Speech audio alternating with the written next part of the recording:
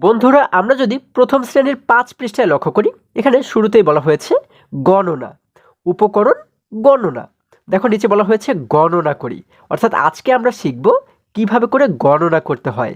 দেখো যদি আমরা একটু নিচে লক্ষ্য করি, এই দেখো এই পাশে আমরা কিন্তু শুরুতেই একটি পতাকার ছবি দেখতে পাচ্ছি, তাই না?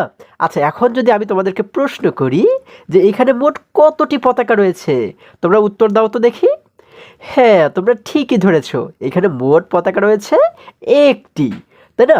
আচ্ছা, এরপরে যদি আমরা এই পাশের চিত্রে লক্ষ্য করি, দেখো এখানে কিন্তু আমরা কাঁঠালের চিত্র দেখতে পাচ্ছি, তাই না? এখন যদি আমি তোমাদেরকে প্রশ্ন করি যে এখানে মোট কতগুলো কাঁঠাল রয়েছে, তোমরা বলো তো দেখি। হ্যাঁ, তোমরা এইবারেও ঠিকই বলেছো, আমরা দেখতে পাচ্ছি এখানে মোট কাঁঠাল রয়েছে দুইটি। দেখো একটি, দুইটি, তাই না? দুইটি কাঁঠাল।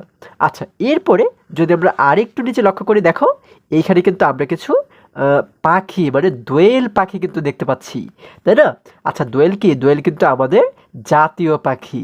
আচ্ছা, তাহলে আমি এবার যদি তোমাদেরকে প্রশ্ন করি যে তোমরা এবারে গণনা করে দেখো তো এখানে মোট কতগুলো দোয়েল পাখি রয়েছে। হ্যাঁ, তোমরা এইবারেও সঠিক উত্তর দিয়েছো, এইখানে মোট দোয়েল পাখি রয়েছে তিনটি। দেখো একটি, দুইটি, তিনটি, তাহলে মোট পাখি রয়েছে তিনটি।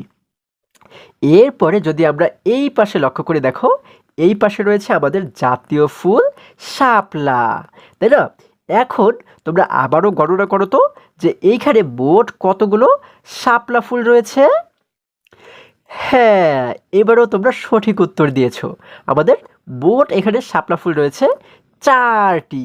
দেখো একটি, দুইটি, তিনটি, চারটি, তাহলে চারটি শাপলা ফুল এখানে রয়েছে।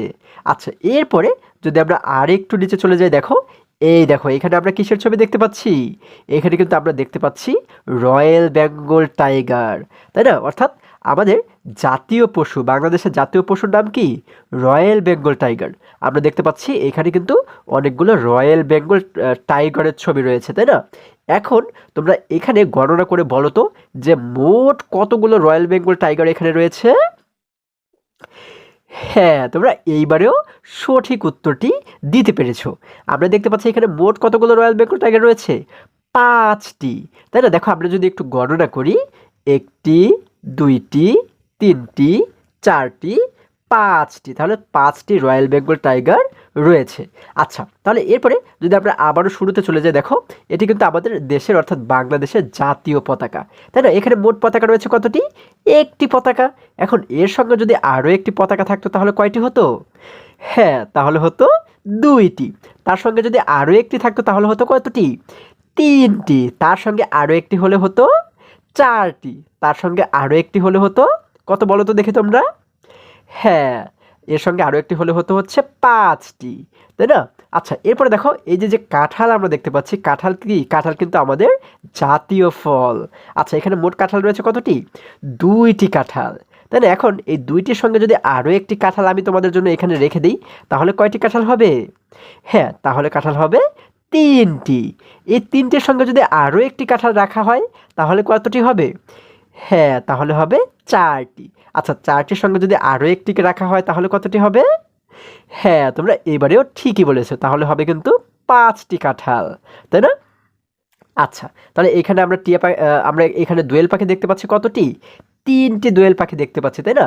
তাহলে এই তিনটি পাখির সঙ্গে যদি আরও একটি পাখি উড়ে এসে এখানে বসে তাহলে মোট কতটি পাখি হবে? হ্যাঁ, তাহলে পাখি হবে চারটি। দেখো তিনটির সঙ্গে আরও একটি মিলে হয়ে যাবে চারটি। তাহলে এই চারটির সঙ্গে যদি আরও একটি পাখি উড়ে এসে বসে তাহলে কতটি হবে? হ্যাঁ, তাহলে হয়ে যাবে পাঁচটি। যদি এরপরে আরও একটি পাখি এসে বসে তাহলে কতটি হবে? হ্যাঁ, এবারেও তোমরা ঠিকই বলেছো, তাহলে কিন্তু হবে ছয়টি পাখি, তাই না? আচ্ছা, তাহলে দেখো এরপরে যদি আমরা এই যে যে জাতীয় ফুল শাপলা আমরা দেখতে পাচ্ছি, এখানে মোট কতটি শাপলা রয়েছে? একটি, দুইটি, তিনটি, চারটি। তাহলে এই চারটি শাপলা ফুলের সঙ্গে যদি আরও একটি শাপলা ফুল এখানে রাখা হয় তাহলে কতটি হবে? হ্যাঁ, তাহলে হবে হচ্ছে পাঁচটি শাপলা ফুল। এখন এই পাঁচটির সঙ্গে যদি আরও একটিকে আনা হয় তাহলে কতটি হবে? তাহলে হবে ছয়টি। এর সঙ্গে আরও একটি মিলে হবে সাতটি, আরও একটি মিলে হবে আটটি, আরও একটি মিলে নয়টি এবং আরও একটি মিলে হবে 10টি, তাই না?